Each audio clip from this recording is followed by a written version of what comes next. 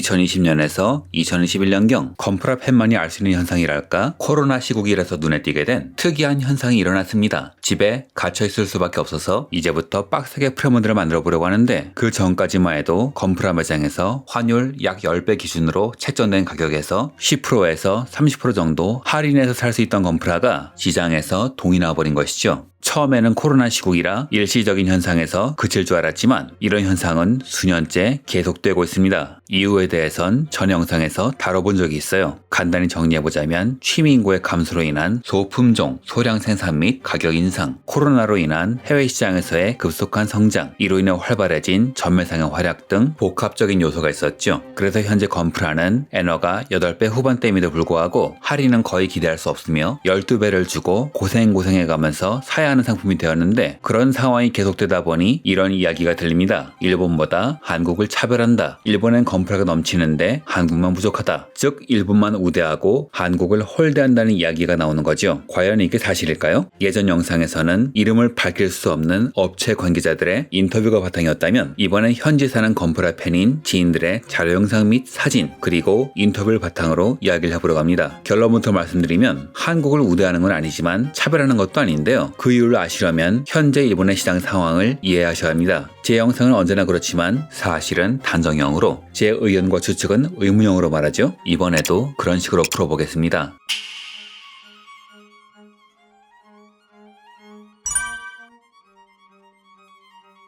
우선 일본 프라모델 시장이 어떤 상황인지부터 설명해 볼게요. 가장 큰 특징이라면 중고 시장이 탄탄하다는 겁니다. 우리나라의 경우 중고 카페, 어플, 커뮤니티에서 중고 거래를 운영하지요. 즉 업체가 중고 거래를 하는 판을 깔아주는 겁니다. 물량을 직접 주도하지 않지요. 그런데 일본은 상품 유통도 업체가 직접 주도하는 경우가 많아요. 업체가 운영하는 오프라인 매장이 상당히 많습니다. 이렇게 된 이유를 한국, 일본의 사회학자들은 30년간 임금이 동결되고 경제가 멈추면서 생활 패턴이 저가, 중고 중심으로 바뀌었기 때문이라고 말하는데요. 그 이전에 상품도 직접 통제하는 이유는 일본 사회의 특성, 한번 자리 잡은 관행을 바꾸지 않는 특성, 상거래에 있어선 수백 년 전의 관행을 바꾸지 않는 특성 때문이겠죠. 특히 유통기업은 에도시대 때 유통문화가 지금까지 이어져온다고 합니다. 그럼 왜 중고시장이 활발할까요? 국민들이 먹고 살기가 힘들어서겠지요. 각종 논문, 저널 및 기획기사에 의하면 일본에서 중고시장이 본격화된 건 2000년 전후인데 유니클로가 저가를 강조하면서 창업한 게 2005년, 북오프가 급성장한 게 90년대 말이고 상장 지정된 게 2005년으로 상당수의 중고 관련 업체들이 이 시점을 기점으로 급성장합니다. 이는 고이즈미 내각이 2003년 근로자 파견법을 개정하여 계약직 및 파견 사원을 늘린 기간과 겹치기도 하지요. 정리하자면 일본의 소비 시장은 수입이 줄어드니까 그만큼 더 아끼려는 사람들이 늘어서 중고 시장이 상당한 규모로 커졌다는 겁니다. 여하튼 일본의 중고 물류는 업체가 직접 주도합니다. 그리고 이런 업체들은 기존 유통 관습대로 오프라인 매장을 운영하는데요. 당시 일본 온라인 시장은 90년대 이후 태어난 라쿠텐, 야후 시장, 그리고 아마존이 차지하고 있었지만 이건 당시엔 일종의 다른 시장 취급을 받았고 기존 업체들은 오프라인 매장의 사람들을 끌어들여서 제품의 구매력을 끌어올리는 전략을 취합니다. 유니클로가 대형 매장에 고급 디스플레이 선호하는 이유도 제품을 고급스럽게 보이게 하여 구매력을 높이기 위해서라고 하지요. 여하튼 지름신이 잘 오른 전략이란 겁니다. 그럼 온라인몰은 지름신이 안 오는 거냐? 라는 질문을 할 수도 있을 텐데 사실 온라인은 뭘 살 마음을 먹고 검색해서 들어가는 곳이지 물건을 쌓아놓고 구경하는 곳은 아니에요. 혹시 이런 상품도 관심 있냐고 알고리즘을 바탕으로 추천하기 시작한 건 비교적 최근입니다. 여하튼 일본은 2000년대 초 오프라인 시장 중심의 유통에 집중합니다. 그리고 사람이라는 건 매장에 오래 머무르면 머물수록 돈을 쓰는 액수와 빈도가 늘어나니 매장의 사람들을 끌어들일 요인이 중요하고 그 중에서 중요한 것은 우선 생활권 근처에 있어야 한다는 점, 상품이 빈번하게 업데이트 되어야 한다는 점, 그리고 물건을 사고 파는 게 편해야 한다는 점이죠. 사람들은 생활권 내 중고 매장에 필요 없는 물건을 팔거나 혹은 뭐가 들어왔는지 체크한다는 개념으로 이런 중고 매장을 이용하기 시작했습니다. 그리고 이런 시장이 형성되자 일부 업체들은 탄탄한 자금력으로 중고 시장을 통제하기 시작했어요. 대표적인 업체가 스루가야인데요. 스루가야는 에츠가 운영하는 오프라인 매장 비즈니스입니다. 이 회사는 1997년에 설립한 회사로 원래는 서점, 패션 관련 편집 사업을 운영했던 회사예요. 하지만 2015년 9월 패션 사업을 정리하고 동해 12월 오사카에 피규어 굿즈 샵을 오픈하지요. 이후 게임, 트레이드 카드 중고 등을 전문적으로 취급하는 테이투의 투자를 받아 주식회사로 전환하면서 본격적으로 업계에 뛰어듭니다. 이후 일본의 중고시장에 중요한 변화가 일어나는데요. 하나는 중고시장의 통제입니다. 그 전까지 100엔에서 1000엔 사이에서 구할 수 있었던 레트로 게임이 수로가이가 뛰어들면서 가격이 서서히 올라가기 시작해요. 그리고 이후 해외 시장에 진출하면서 본격적으로 오릅니다. 예전엔 일본 내 수요에 맞춰 가격이 조정되었다면 이젠 글로벌 시장 수요에서 가격이 조정된 것이죠. 제가 예전 영상에서 일본 현지에서는 건프라를 법인까지 차려가면서 해외에 팔고 있다고 말씀드렸는데, 작게는 모형 도매상, 일본에선 톤야라 부르는 사람들이 법인을 차리는 경우이며, 크게는 스로가야닷컴 같은 기업을 들 수 있습니다. 중국에서 온라인 스토어에 출품된 상품의 구매가 가능하며 이를 SNS 등을 통해 활발히 마케팅을 하고 있지요. 지금까지의 내용을 정리하자면 일본은 중고시장이 상당히 탄탄하며 아마존, 스루가야, 아미아미 등의 해외 직배송몰도 상당히 많다. 그리고 물량이 부족한 제품은 일본 내만이 아니라 온라인 배송이 되는 해외 시장의 수요에 영향을 받고 있다는 겁니다. 그리고 수량이 부족하게 되면 자연히 중고가도 오르게 되고 개인이나 소규모 업체가 돈이 되는 이 시장에 뛰어들면서 시장은 점점 커져가는 거지요. 이게 레트로 시장을 뒤엎는 가격 폭등의 배경이었으며 이는 건프라와도 무관하지 않습니다.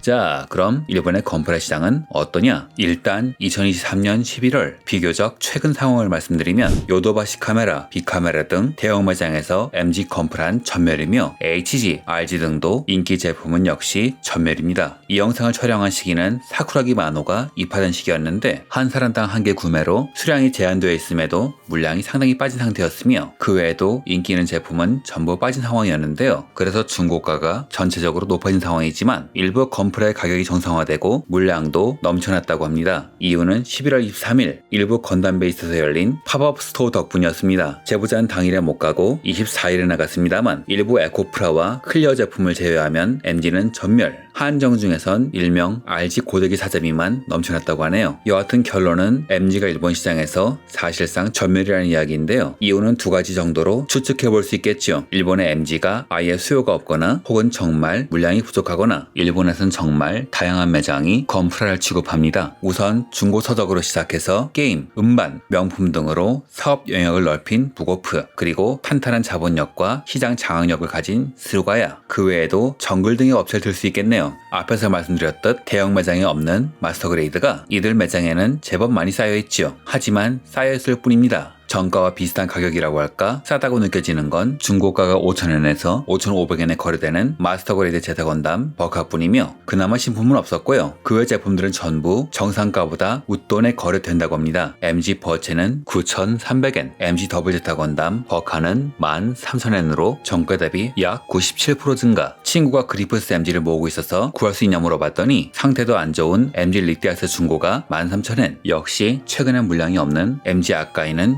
6,000엔, 명품으로 유명한 히드결 MG에도 프리미엄이 붙어있네요. 제가 MG 프리덤 2.0을 37,500원에 산 게 엊그제 같은데 세월이 참 무상합니다. 생산 시기가 오래되었다든가 혹은 이미 팔린 만큼 팔린 제품인데 물건이 희귀하다면 정가보다 비싸게 거래되고 있지요. 이런 현상은 꼭 건프라에 국한된 건 아닙니다. 걸프라의 경우도 한국에선 찬밥 신세인 아수라 닌자 한정판이 고가에 거래되는 등 수요보다 공급이 적다면 반드시 웃돈 거래되지요. 웃돈에 거래된다는 건 이 가격에 구매하는 소비자가 있다는 뜻이며 그 가격에 맞는 시장이 형성되어 있다는 증거이기도 합니다. 이런 문제로 인해 일본의 건프라 시장은, 아니 서브컬처 굿즈 시장은 우리나라보다 훨씬 안 좋은 상황이죠.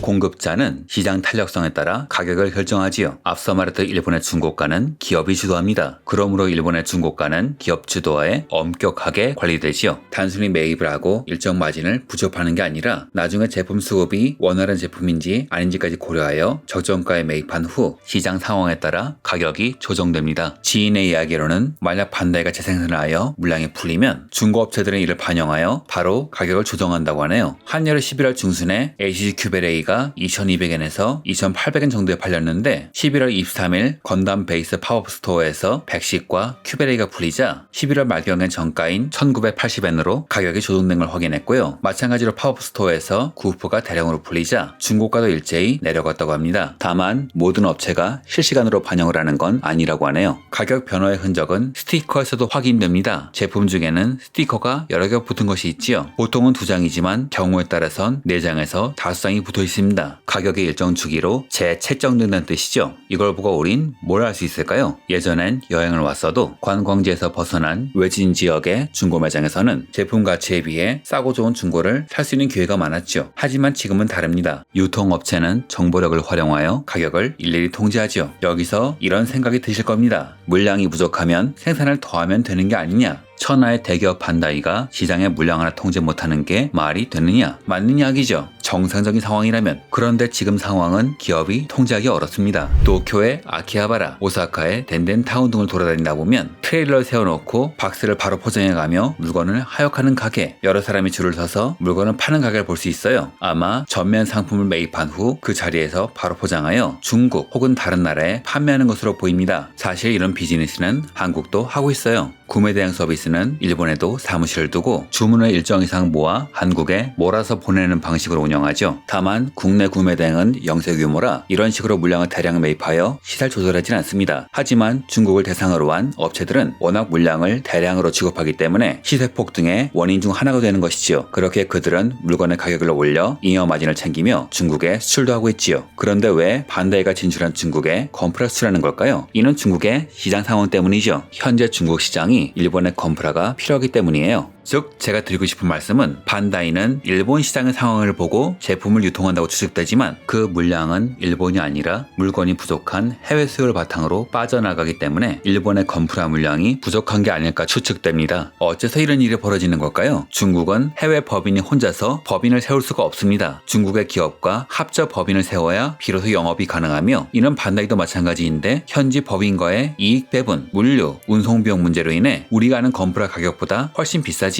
제 예전 중국어 선생님께서 원하는 건프라가 있으면 돈만 보내면 사줄 수 있다고 해서 가격표를 봤는데 매장의 가격표를 보니 싼 건 1.2배지만 비싼 건 2배에서 3배가 약간 안 되더군요. 즉 일본에선 5,000원에 팔 수 있는 건프라를 해외에선 잘만 하면 10,000원 이상에 팔 수 있기 때문에 물류비가 들어도 전매해서 파는 걸로 보입니다. 또한 중국에서도 일부 건프라는 물량이 부족하기 때문에 웃돈을 붙여 팔 수 있는 시장도 존재한다고 합니다. 여담이지만 이런 상황 때문에 처음엔 저렴했던 짝퉁 건프라의 가격도 현재 서서히 올라가는 중이라고 합니다. 보통 2, 3만원 하던 게 5만원 선까지 올라갔다더군요. 이건 단속도 문제겠지만요. 또한 사진은 없지만 MG-EX, 스트라이크 프리덤, PG 얼리시드 건담도 이렇게 매입하는 걸 봤다고 합니다. 중국 전매 메커니즘은 아직 연구 중인 부분이니 추측으로 말씀드리는 점 양해 바랍니다. 또한 재미있는 게 하나 있는데요. 시장에서 물량이 사라졌다가 갑자기 중국 시장에 대량으로 풀리는 경우가 있다고 하는데요. 보통 이런 상품에는 일본 내에서 건프라를 사면 들어있지 않는 무언가가 들어있다고 합니다. 바로 중국어로 된 번역 설명서, 매뉴얼의 일본어를 중국어로 번역한 것이죠. 직접 보지 못해서 추측의 영역이지만 중국의 물량이 일본으로 들어온 사례일 수도 있고 그게 아니면 건프라를 전문으로 매입하는 전매상이 중국에 반출할 때 그냥 파는 게 아니라 이 종이를 끼워서 파는 걸로 보입니다. 그런데 한국은 이런 서비스도 없는데 오히려 서비스가 더 좋은 것 같지 않아요? 즉 판매가와 수요가 높은 중국 시장에서 확실한 마진을 챙길 수 있기에 전매상이 글로벌 사업이 되었다고 볼 수 있겠죠. 물론 일본도 손을 놓고 있는 건 아닙니다. 요도바시 카메라 등의 가게는 자사에 포인트 카드가 있어야 팔거나 혹은 건담 제품의 퀴즈를 맞춰야 물건을 파는 식으로 일을 추진하는데요. 하지만 근본적인 해결책은 아니죠. 일본에 거주지가 있는 외국인은 회원카드를 만드는 게 어렵지 않으며 대규모로 매입을 하는 전매상들은 꼭 중국인만이 아니라 일본인들도 고용한다고는 할까. 일본인도 적극적으로 전매 활동에 뛰어들기 때문에 사실상 소용이 없다고 합니다. 한국의 건담 베이스는 아이디당 1개로 제한한다고 하더군요. 한국에 비해선 소극적인 정책입니다. 다만 밀리터리 프라는 한정판이 아니라면 물량이 제법 넉넉한 편인데 이는 중국 시장의 특성과도 관련이 있다고 합니다. 중국 선전시는 중국의 건프라 메이커가 다 모인 곳이죠. 그만큼 여기선 살아남기 위해 온갖 제품을 다 만드는데 그래서 다른 나라 메이커에선 못 만드는 편기도 선전시에선 프라모델로 다 나온다고 합니다. 즉 밀리터리는 중국 시장에도 차고 넘치니 중국산이 품질도 좋으니 굳이 일본에서 물건을 끌어올 필요가 없는 것이죠. 실제로 전매상에 취급하는 건 게임 종류와 서브컬처 그리고 건프라 등이라고 합니다. 2020년경을 기점으로 반다이는 소량, 소품종을 생산하여 높은 가격으로 파는 방법으로 전략을 바꿨고 그 와중에 시장은 급속도로 커져나가면서 건프라를 구하기 힘들며 이건 일본도 예외는 아닙니다. 그리고 이건 정상적인 시장이라고는 보기가 어렵죠. 중고 시장의 특성에 따라 중고 매입업체, 전매업체, 전매상이 주도하는 시장, 그들의 가격을 통제하고 관리하는 시장이 되었다고 볼 수도 있을 것 같아요. 하지만 통제 주체가 기업이므로 시중 물량과 가격은 거의 정확히 반영됩니다. RG 에반게리온 같은 것은 제품은 전부 프리미엄이 붙어 있으며 재생산이 될 리 없는 고전 프라들은 말할 것도 없지요. 시장을 테스트하는 성격인지라 약간 보수적으로 생산된 MG-SD도 한국에서는 상상도 할 수 없는 고가인데 전 이게 무슨 말도 안 되는 가격인가 생각했지만 이 제품을 매대해 놓고 사진을 찍는 순간 누가 바로 가져가 버렸다고 하네요. 이런 상황이므로 좋은 물건을 중고시장에서 싸게 구하는 행운은 더 이상 없습니다. 하지만 희망이 없는 건 아니에요. 중고 매장이 아닌 곳, 관광지에서 벗어난 양판점에는 프리미엄이 붙은 MG가 정가에 팔리는 경우도 있습니다. 또한 HCYF29 맥시밀리언계의 경우 정글에서 웃돈에 거래되지만 돈키호테에선 정가에서 할인된 가격인 4,980엔에 거래되는 걸 확인할 수 있었죠. 전매상도 물건을 팔려면 이동을 해야 하고 그 교통비도 유통마진에 포함되기 때문에 수지 타선이 안 맞는 장소에 있는 물건이라던가 건질 만한 양이 없는 매장의 물건은 남아있는 게 아닐까요? 이를 증명하듯 일반인이 함부로 들어갈 수 없는 공항, 면세점 등에는 프리미엄이 붙은 건프라들이 정가에 팔린다고 합니다. 즉 현지인의 경우 비행기를 타거나 발품을 팔면 원하는 제품을 정상가에 살 수도 있다는 이야기입니다. 운에 맞게 하지만요. 친구가 이런 말을 하더군요. 전 세계 되팔이들이 죄다 몰린 일본과 달리 한국은 그런 형태 시장이 아니기 때문에 그나마 안정적인 것 같다. 건담 베이스나 마트의 왕국 코너에서는 10배보다 비싸서 그렇지 일단 구매는 가능하니까요. 일본은 중고 관련 매장이 밀집되어 있거나 생활권 내이고 그래서 생활권 내에서 희귀한 물건을 팔아서 용돈을 벌거나 생계를 꾸리는 사람이 많지만 한국은 그런 매장들이 여기저기 벌어져 있기에 또한 수령 한정품은 건담 베이스 회원 등이 아니면 구매가 어렵기에 비교적 물량이 보호받는 거라고 말이죠. 나름 합리적인 추론 같습니다. 일본이 한국을 차별하는지 아닌지 모르겠지만 적어도 한국의 건프라 시장은 일본보단 낫다고 봅니다. 물론 이 영상의 내용이 일본 시장의 전체를 다뤘다고 볼 수는 없겠죠. 단 한 가지 확실한 건 현재 시점에서 일본보다 우리가 물건 구하기 쉽다 정도겠네요. 또한 이런 상황에서 제가 추천하는 방법은 설령 바로 안 만들어도 필요한 물건이라면 바로바로 사두시란 겁니다. 저 같은 경우에는 프라를 하나 산 후 다 만들어 또 하나를 사며 만드는 시간이 오래 걸리기 때문에 구매를 자주 안 합니다. 그래서 제가 놓친 물건이 많아요. 그리고 지금은 프리미엄은 둘째치고 물건이 없어서 못 구하지요. 그러니 지금은 물량이 나오면 바로바로 사는 게 정답이 아닐까 하네요. 특히 자신이 원하는 상품이 마이너 기체란 말이죠. 생산을 할지 안 할지 모르니까요. 자, 그럼 즐거운 취미생활 하시길 바라며 이상으로 영상을 마칩니다. 영상이 좋으셨다면 구독, 좋아요 부탁드립니다.